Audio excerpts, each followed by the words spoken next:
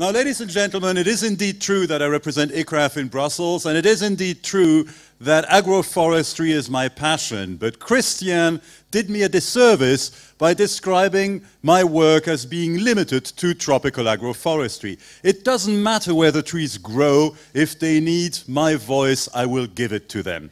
And so you will, those of you who have seen some of the presentations I've made in Brussels will know that I have freely borrowed all of your work and all of your wonderful slides to make the case to policymakers that these are the technologies of the future and that it's time they got a little bit more support.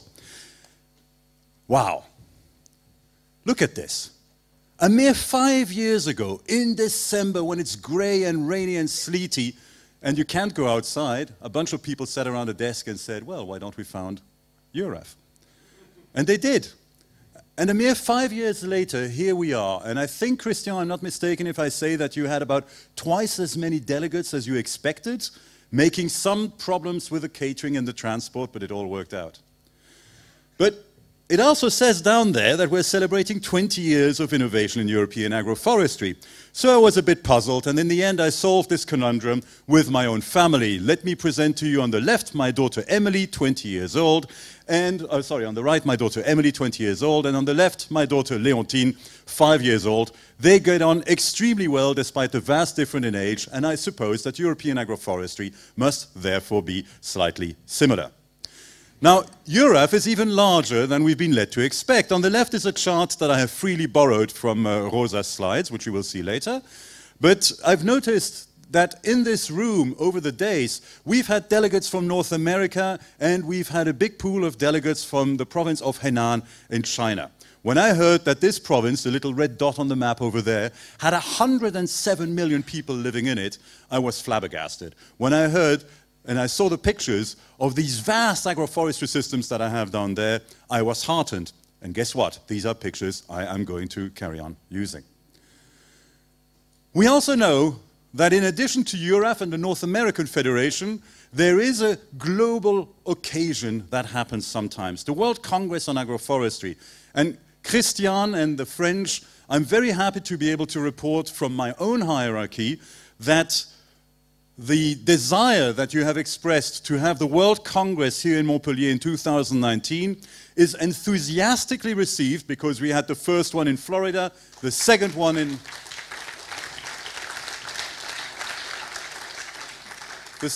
Nairobi, and the third one in Delhi, and it's about time it came back to the old world. Now, agroforestry, why is it that we get out of bed in the morning? And there are many, many pictures out there, and this is one I took yesterday on our field trip. No prizes for guessing which side of this particular fence our heart is on. But look at the complexity on the left, and then the simplicity on the right, on the almost desert-like conditions on the right, and the complexity on the left. Now, anybody walking through that would notice it, but we are scientists, so we have to count things. And so Fabien Liagre counted woodlice in both of these systems. And on the left, Fabien, correct me if I'm wrong, you counted about 37,000 woodlice per square meters in that system. And that's just a proxy for all the other arthropods and microbial life and worms, etc., that you're going to be finding in there. But Fabien also counted on the other side of the fence. Any guesses? How many woodlice over there? More than 0 and more than 3. Any other guesses? I have 5. Any other guesses? Ah, that's too high already. There's only 8 that were counted per square meter. Now, that being the case, I'd like you to explain to me the following conundrum, which we've been dealing with over the last 3 days, which is that for every euro of research which is spent on these complex systems, and I'm not just talking agroforestry, I'm talking any and all forms of agroecology, there must be about 100 euros which are spent on research and development on these desert-like systems on the right. The guys who do the chemistry, the guys who do the mechanics, the guys who do the genetics, the guys who have a little black box which is only 25,000 euros and which will guarantee that your tractor will squirt exactly the right amount of nitrogen on every square centimeters of your 10,000 hectare farm, these guys are spending the research money and they're getting the research money. We are not. And changing that is what we are about, because that's really simple. I have no idea what they're spending another 100 euros of research on something like that. But that's really complicated. And as we know from the visits we've made and from the work that we've done, that complexity is encouraging and it's intimidating, because it's really, really hard to come up with a set of tried and tested recipes that you can give to farmers who just want to get on with their farming life. An agroforester's answer to the question, what should I do, is always a variation on the following. Well, it depends. And while that is the right answer, it's not always the helpful answer. Now, that little bit of research money we've done has allowed us to get some real basic stuff done. The land equivalency ratio, that's still as revolutionary today as when it was first discovered decades ago. When you show that to policymakers, when you show that to parliamentarians, when you show that to people who are connected to the world of agriculture, you literally see the light going on in their eyes. They get it. They understand it. They see that this simple model where you replace one species, the wheat on the left, with, where you add one species, the trees, to the wheat, and you have a two-species system, already exploits the available resources, in this case light, so much more efficiently. But most of that research has been done on systems which, let's face it, are relatively simple, like this one, which is, I believe, Vézénobre as it was before the trees were mature and harvested. But in the real world, farmers are already moving ahead. Any guesses as to what that is? Nope. It's an industrial oil palm plantation. It's an industrial agroforestry oil palm plantation in Brazil. If you look carefully, you can see the oil palm in the middle of the coffee, the fertilizer trees, the achai, the bananas, and everything else that's going on in there. These guys are generating about 50% more oil per hectare than their monocrop compatriots, and on top of that, they are generating income from these various other tree products. How much studying has been done on that compared to the monocrop systems? A fraction, a tiny fraction, and the complexity is so much higher. In Europe, we have the same thing. This is a slide I freely borrowed from our Dutch friends who gave that presentation this morning. It was great, so I immediately went to see them and said, can I borrow your presentation? And I got it. And this is what too many landscapes look like in Europe. They said, Spain looks like this. Well, I can happily take you to bits of northern France, or indeed bits of Belgium, or indeed bits of Germany that look just the same. A denuded landscape on its way to desertification, on which stuff is grown using industrial methods in which there are no trees. But even there, we see farmers here who are innovating and becoming more complex. Guess where I took this one from? Thank you, Mark Shepard, if you're somewhere in that room. These are the kind of complexities that farmers are experimenting in and that we as agroforesters need to document and that we spend the last 3 days telling each other about. These farmers have plans, and they have plans that are going to be working commercially, like this large system that we heard on this morning. And we are looking at them. But because we are scientists, perhaps what we do is look at it from a perspective which is still a little bit too detailed, looking at perspectives which are perhaps too narrow in the context of that great deal of complexity. And I think that will really be the challenge for agroforestry moving forward, is to figure out research protocols so that we can actually master and model that complexity and come to conclusions which are actionable and which are which give great impression that reflect that kind of complexity.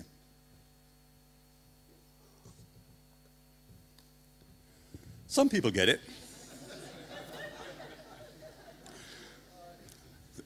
This is the expression that Stéphane Le Foll wears when his fellow European ministers tell him, "You bloody hippie, we don't need agroforestry."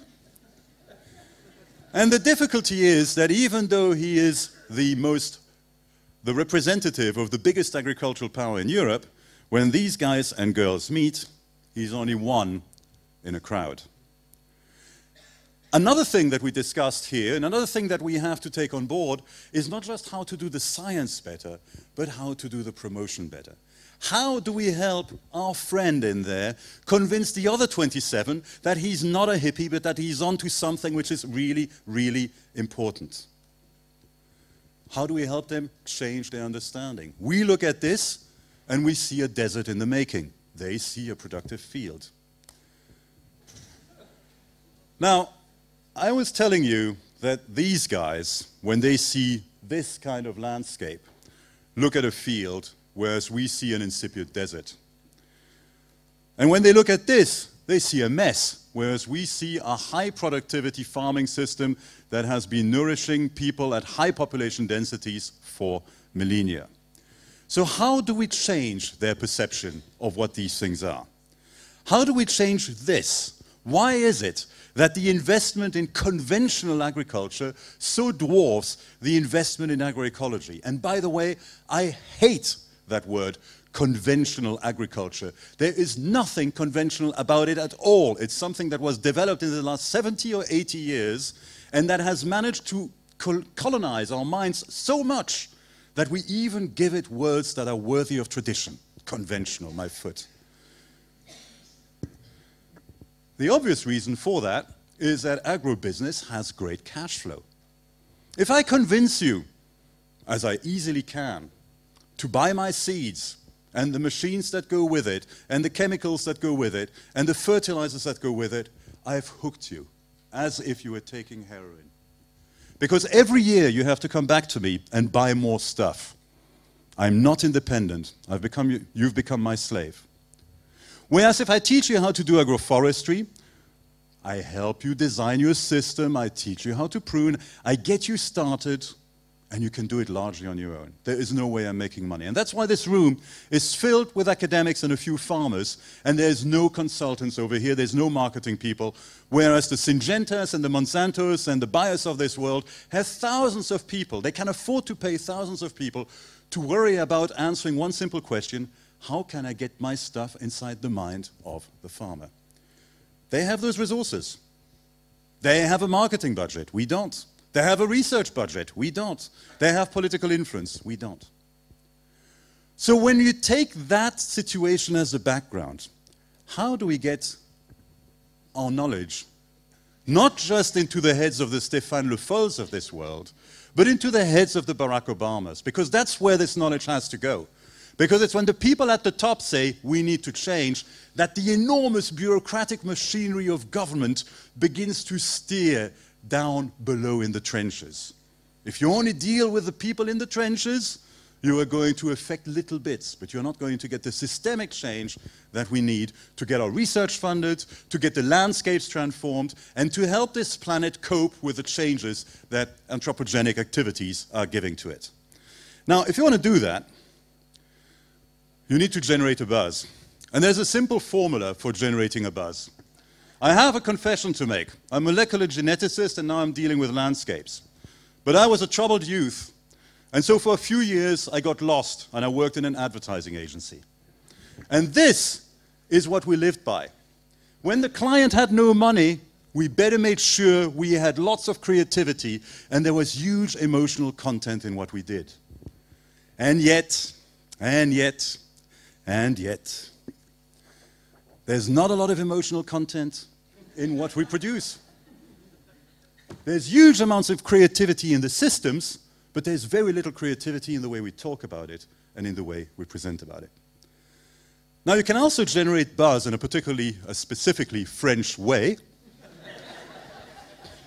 I'm told it works in France, but I'm not sure it will work in the rest of the EUREF countries. Or alternatively, you can find ways of encouraging farmers. This picture was taken last summer at the breakfast table of my holiday hotel in Hungary, where I was sharing a blessedly child-free holiday with my wife. Imagine my surprise when I noticed what was engraved on this beautiful vase. First prize, awarded for the best crop of roots grown with Balding's manures, 1915. This coffee jug, which the antique-loving owners of this Hungarian hotel had found during a trip somewhere and turned into a vase, was given a century ago to reward an exceptional farmer for using the resources available in his day, which were fully organic resources, most effectively.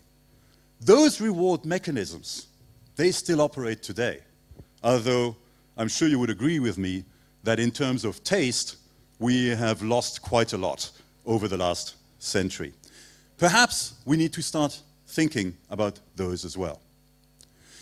Now, we know that this is important, and from my perspective, because after being in the advertising agency, I got involved in geopolitics a little bit. I invite those of you who are interested to Google Patrick Worm's Georgia to find out what exactly I did in 2008 when the Russians invaded Georgia. And so I'm particularly interested in those issues of security, land degradation, and making a living from the landscape. Other people are too. And there's a wonderful, wonderful, wonderful conference happening at the end of this month in Caux, high above Montreux in Switzerland, in a hotel which reminded me the first time I saw it of the film The Grand Budapest Hotel, with wonderful hiking, wonderful views, and most importantly, wonderful companions to have interesting conversations with.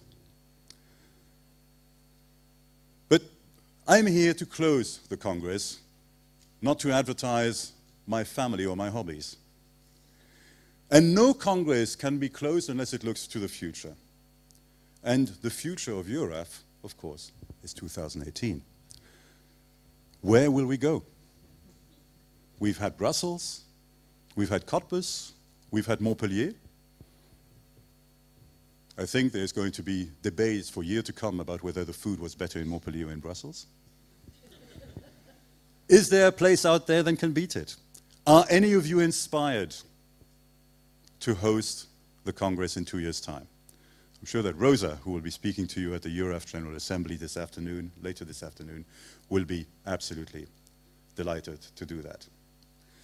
Now, soon we are going to talk about the EURAF Awards, but I have another confession to make. It is my firm belief that no scientific congress is ever complete without a little spot of striptease. Allow me to get rid of my dad.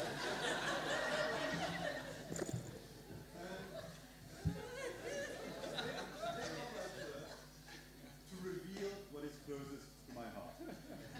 Thank you very much.